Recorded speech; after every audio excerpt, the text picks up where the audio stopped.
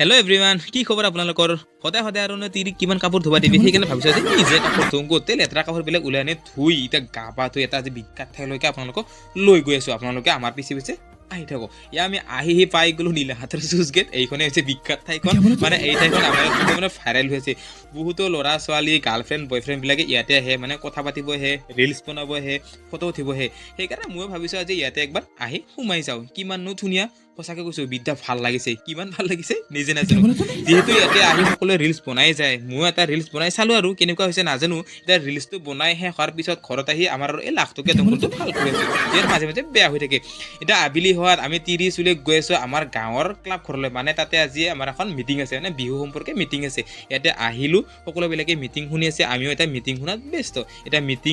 meeting চলি আছে এটা মিটিং শেষ হোৱাৰ পিছত এই ঘুগুনি চবত সোমাই আজিৰ মিনি ব্লগটো ইমানতে শেষ কৰিছো দেই গাইজ বাই বাই